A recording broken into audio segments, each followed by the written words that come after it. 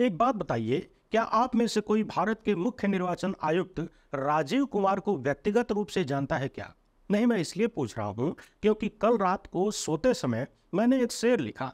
यदि आप उन्हें जानते हो तो सुनवा दीजिएगा, वीडियो भेज दीजिएगा। पिछले दिनों लोकसभा चुनाव की घोषणा करते हुए मुख्य निर्वाचन आयुक्त राजीव कुमार ने ईवीएम पर उठ रहे सवालों को लेकर एक शेर सुनाया था कि अधूरी हसरतों का इल्जाम हर बार हम पर लगाना ठीक नहीं, वफा खुद से नहीं होती, खता ईवीएम की कहते हो। इसके बाद उन्होंने कहा कि ये शेर ईवीएम बोल रही है, मैं नहीं बोल रहा हूं।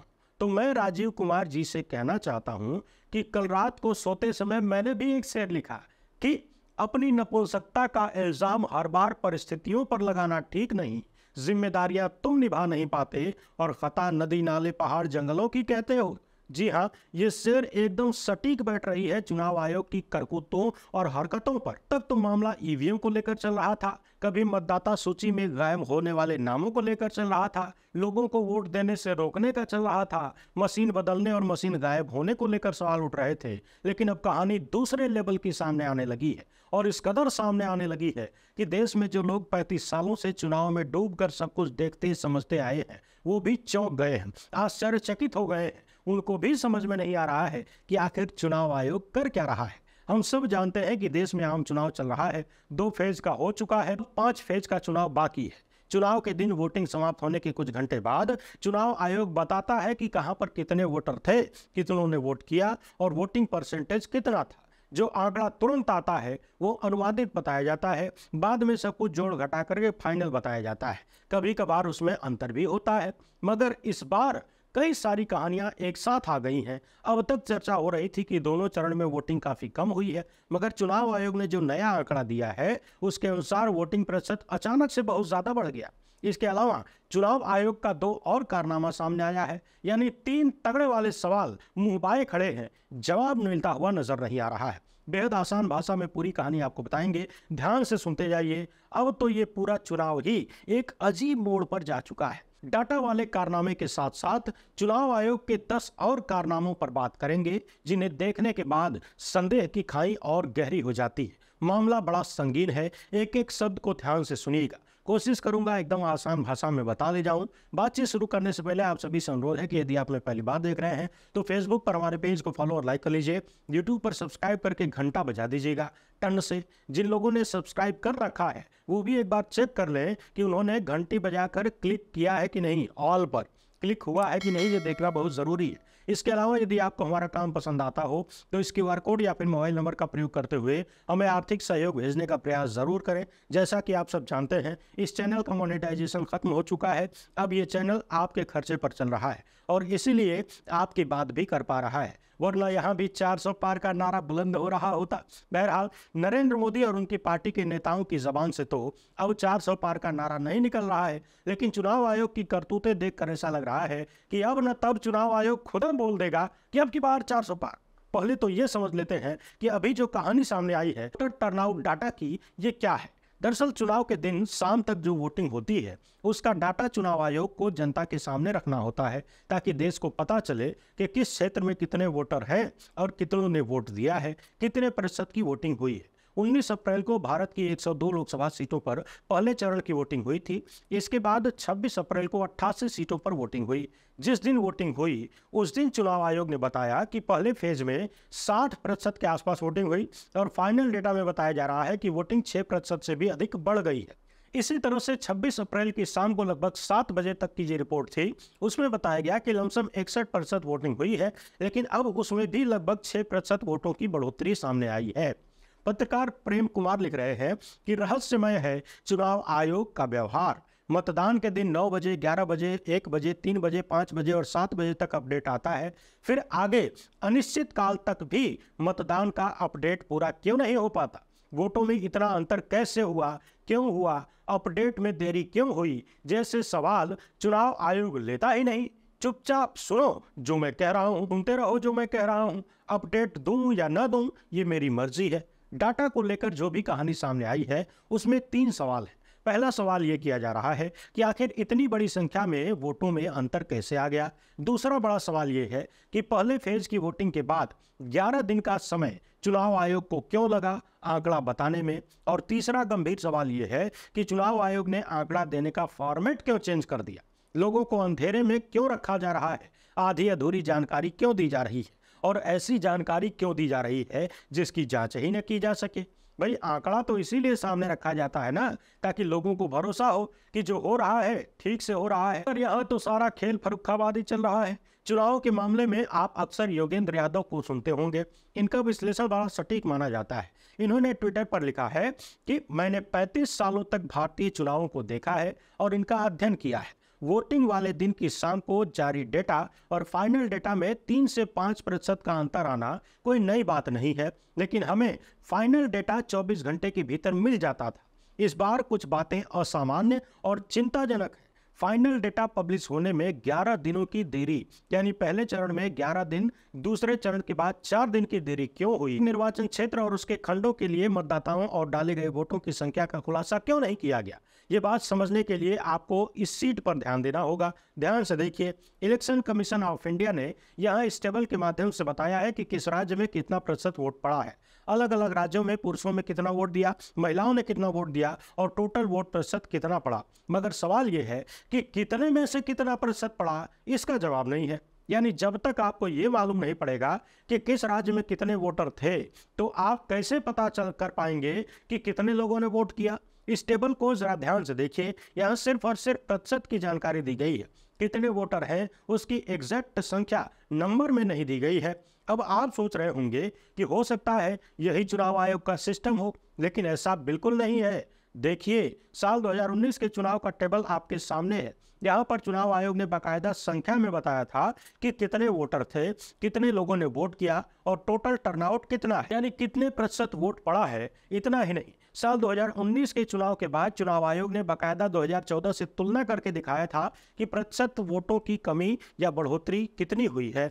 यानी 5 साल पहले जो चुनाव आयोग इतने साफ सुथरे तरीके से सब कुछ दिखा रहा था, इस बार एक तो उसने 11 दिन बाद आंकड़ा दिया, वो भी देना न देना सब बराबर बताया जा रहा है। इसी को लेकर योगेंद्र यादव लिख रहे हैं कि खाली वोटिंग परसेंटेज लिख देने से इलेक्टोरल ऑडिट नहीं हो पाएगा, यानी जांच नहीं हो पाएगी। ये जानकारी तो प्रत्येक बूथ के लिए फॉर्म 17 में दर्ज की जाती है तथा उम्मीदवार के एजेंट के पास उपलब्ध भी होती है, लेकिन डाले गए वोटों और गिने गए वोटों के बीच हेराफेरी की किसी भी संभावना को खत्म करने के लिए केवल चुनाव आयोग ही पूरा डेटा दे सकता है और देना ही चाहिए। मगर कुल मिलाकर अत्यधिक देरी और रिपोर्टिंग फॉर्मेट में अच्छा चुनाव में डाले गए वोटों और गिने गए वोटों में बड़ी संख्या में कथित रूप से जो अंतर पाया गया था, और उसकी रिपोर्टिंग करने वाली पूनम अग्रवाल ने चुनाव आयोग के 2019 वाले टेबल और 2024 वाले टेबल को एक साथ शेयर करते हुए पूछा है कि जिस चुनाव आयोग ने 2019 में सब कुछ एग्जैक्ट नंबर के साथ सामने रखा था, बाद में प्रतिशत निकाला था,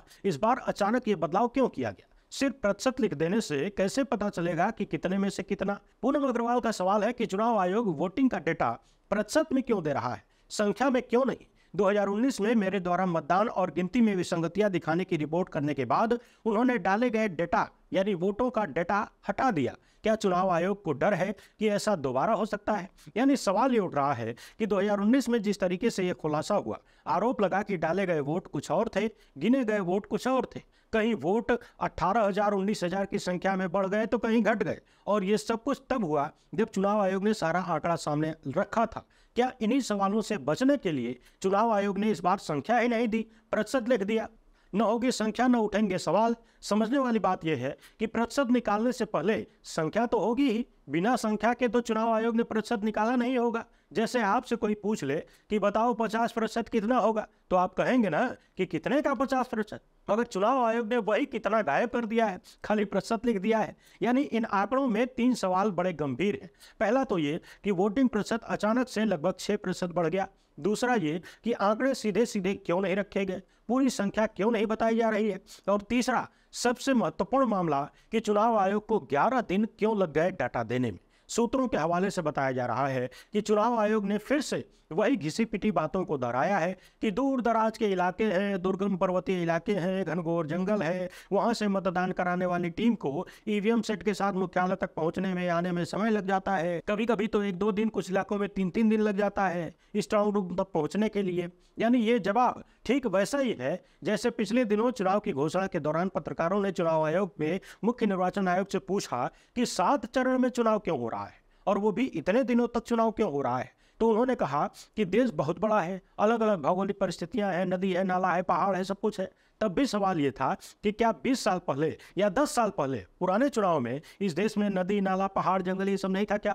और इस मामले में भी सवाल वही है कि अब तक के चुनावों का इतिहास यदि यही रहा है कि 24 घंटे के भीतर डाटा मिल जाता है फाइनल वाला, तो फिर क्या पिछले 5 सालों में ही देश में अचानक से नदी, नाला, पहाड़, जंगल पैदा हो गए? उसके पहले नहीं थे। और अब तो बढ़िया बढ़िया गाड़ियां भी हैं चुनाव आयोग के पास, अधिकारियों के पास, सरकार के पास। उस समय तो इन चीज़ों की कमी थी, सड़कें भी कम थी। एक तरफ तो सरकार कर रही है कि डिजिटल इंडिया चल रहा है, और डिजिटल इंडिया को अगर हम जेब में भी रख लें तो भी सरकार का दावा है कि हमने हर तरफ सड़कें बना दी हैं, परिवहन सुदृढ़ हो गया है। तो फिर ऐसी सड़कों और ऐसे डिजिटल इंडिया का क्या फायदा जब पुराने जमाने से भी ज़्यादा समय चुनाव आयोग को लग रहा है?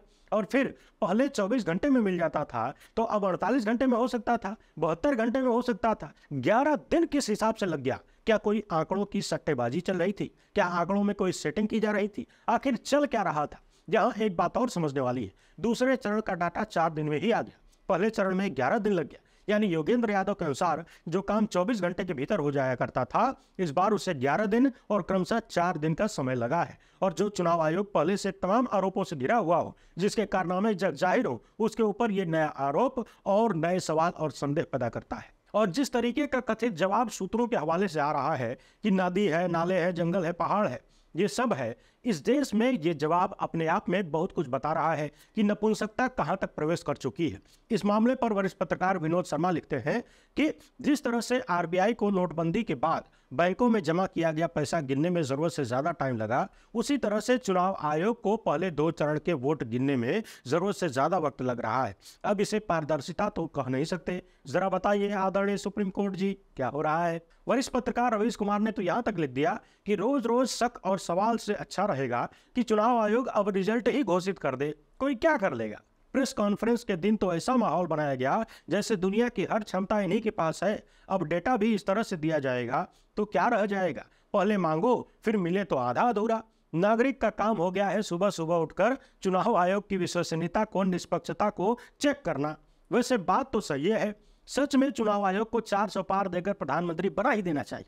जब कहीं से कोई पारदर्शिता ही नहीं है, कोई जवाबदेही नहीं है, कोई कार्रवाई नहीं है, तो फिर इतनी सारी नौटंकी करने की क्या जरूरत है? व्यर्थ में सरकारी कर्मचारियों को का समय, देश का संसाधन और धन क्यों बर्बाद किया जा रहा है? आप भी जरा इस लेटर को देखिए। इसे देखकर मुझे उत्तर प्रदेश की एक यूनिवर्सिटी है, पूर्वांचल यूनिवर्सिटी, जौनपुर यूनिवर्सिटी, उसका बीए का रिजल्ट याद आ गया। छात्र एक दूसरे से मिलकर ये पूछ रहे थे कि तुम्हारा कितना प्रतिशत आया है? 49 की 49.5। और वो लोग ऐसा इसलिए पूछ रहे थे क्योंकि कॉलेज के ज्यादातर छात्रों का रिजल्ट 1 ही प्रतिशत में था। यानी ऐसा लग रहा था कि कॉपी चेक ही नहीं हुई है, कंप्यूटर के माध्यम से रिजल्ट घोषित कर दिया गया है, सबको नंबर बांट दिया गया है। जरा ध्यान से देखिए, यहाँ पर भी पुरुषों में वोटिंग प्रतिशत, महिलाओं में वोटिंग प्रतिशत, पहले फेज में और दूसरे फेज में वोटिंग प्रतिशत, सब एक दूसरे की तरह नजर आ रहे हैं, सब 66 पर रुके हुए हैं। समता और बराबरी हो तो ऐसी, किसी से कोई भेदभाव नहीं। बाकी चुनाव आयोग एकदम निष्पक्ष है, ईमानदारी से काम कर रहा है। खबरदार जो किसी ने सवाल उठाया बहुत दिक्कत हो तो पाकिस्तान चले जाओ। पिछले साल सुप्रीम कोर्ट के चीफ जस्टिस ने कहा था कि चुनाव आयुक्त ऐसा होना चाहिए जो प्रधानमंत्री के खिलाफ भी एक्शन ले सके, डरे नहीं। भारत के प्रधानमंत्री नरेंद्र मोदी घूम घूम कर पूरे चुनाव में लगातार झूठ बोल रहे हैं। पहले तो खाली झूठ है बोलते थे, अब सरेआम नफरत भी फैला रहे हैं, मुसलमानों को गालियां देते हुए घुसपैठिया बुला रहे हैं। मगर चुनाव आयोग अपनी कार्यवाही अच्छे से कर रहा है। कांग्रेस के मैनिफेस्टो को लेकर फर्जी वीडियो भारतीय जनता पार्टी लगातार अपने सोशल मीडिया हैंडल पर शेयर कर रही है। मैनिफेस्टो पर इस्लामिक झंडा लगाकर देश की बहुसंख्यक आबादी को डराने का प्रयास किया जा रहा है कि तुम्हारा जो कुछ भी है, धंधा पानी, रुपया पैसा, सोना चांदी, गहना, सब कुछ लूट कर मुसलमानों को दे दिया जाएगा। कांग्रेस यही करना चाहती है। यानी जो बात नरेंद्र मोदी बोल रहे हैं मंच से, वही उनकी पार्टी के सोशल मीडिया हैंडल से फैलाया जा रहा है, जो सरेआम झूठ है। मगर चुनाव आयोग एकदम ईमानदारी से काम कर रहा है। पिछले कई सालों से देश की जनता ईवीएम पर सवाल उठा रही है, जवाब मांग रही है। सुप्रीम कोर्ट के तमाम वकील विरोध करते रहे, आज भी जनमानस में मशीन को लेकर बहुत सारा संदेह है, मगर चुनाव आयोग एकदम ईमानदारी से काम कर रहा है। सालों से 19 लाख ईवीएम मशीनें गायब होने की खबरें चर्चा में हैं। 2019 की याचिकाओं पर 2024 में सुनवाई होती है। जनता की मांग है कि पर्चियों की गिनती हो जाए। सुप्रीम कोर्ट भी देश की जनता और पारदर्शिता, उनके अधिकारों से ज्यादा चुनाव आयोग की तरफ रुझान रखता हुआ नजर आता है कथित रूप से, मगर चुनाव आयोग एकदम ईमानदार है। चुनाव के दौरान ही कांग्रेस पार्टी के खाते से पैसा उड़ा दिया जाता है, उनका खाता सीज कर दिया जाता है, विपक्ष के तमाम नेताओं को जेलों में ठूस दिया जाता है, मगर चुनाव आयोग एकदम ईमानदारी से काम कर रहा है। विपक्ष के तमाम नेता महीनों से चुनाव आयोग के अधिकारियों से मिलने का समय मांग रहे हैं। चुनाव आयोग ने समय नहीं दिया, कह दिया कि आपके मन में जो सवाल है वो पुराना है, इसलिए हम मिलेंगे ही नहीं। लेकिन खबरदार, जो किसी ने सवाल उठाया, चुनाव आयोग एकदम ईमानदारी से काम कर रहा है। और ये मिलने जुलने वाली बात मैं आचार संहिता लागू होने के पहले वाली बता रहा हूँ। चुनाव की घोषणा के दौरान प्रेस कॉन्फ्रेंस में मुख्य निर्वाचन आयुक्त राजीव कुमार खूब भौकाल टाइट कर रहे थे, इतनी लंबी लंबी फेंक रहे थे मानो चुनाव में इनकी मर्जी के बिना एक पत्ता नहीं हिलेगा। कोई झूठ बोलेगा तो जबान काट ली जाएगी, फर्जी खबर फैलाएगा तो हथवा काट लिया जाएगा, नफरत फैलाएगा तो देश से निकाला कर दिया जाएगा, जाति और धर्म का नाम लेगा तो न जाने क्या क्या कर दिया जाएगा। यानी उस दिन का भौकाल बहुत ही खतरनाक था। यकीन मानिए, जब मैंने सुना तो व्यक्तिगत रूप से मुझे भी लगा कि ठीक, वाह क्या बात है, चुनाव आयोग के मुख्य निर्वाचन आयुक्त तो बहुत मजबूत आदमी लग रहे हैं। लेकिन कुछ ही घंटों बाद उनकी ये बातें 15 लाख का वादा साबित हो गई, यानी जुमला निकल गई। नरेंद्र मोदी, अमित शाह, जेपी नड्डा, राजनाथ सिंह, योगी आदित्यनाथ जैसे लोग सरेआम झूठ बोल रहे हैं, नफरती बातें कर रहे हैं, धर्म के नाम पर वोट मांग रहे हैं, वो भी खुलेआम, जबकि कहा जाता है कि इशारों में भी नहीं बोल सकते। यह सब कुछ खुलेआम हो रहा है। अपने ही देश के नागरिकों को घुसपैठिया बता रहे हैं नरेंद्र मोदी। कांग्रेस के मैनिफेस्टो के बारे में सीधे सीधे झूठ बोल रहे हैं। पूरी की पूरी भाजपा झूठ बोल रही है। धर्म के आधार पर चुनाव हो रहा है, शिकायत करने के बाद भी कोई कार्रवाई नहीं होती। झूठ बोले, नफरत फैलाए नरेंद्र मोदी, नोटिस मिलता है जेपी नड्डा को। लेकिन खबरदार, जो किसी ने सवाल उठाया, चुनाव आयोग एकदम निष्पक्ष होकर काम कर रहा है। वीडियो पसंद आई हो तो लाइक और शेयर जरूर करें। हमें पहली बार देख रहे हैं तो चैनल को सब्सक्राइब कर लीजिएगा। हमसे जुड़ने के लिए बहुत बहुत धन्यवाद। जय हिंद।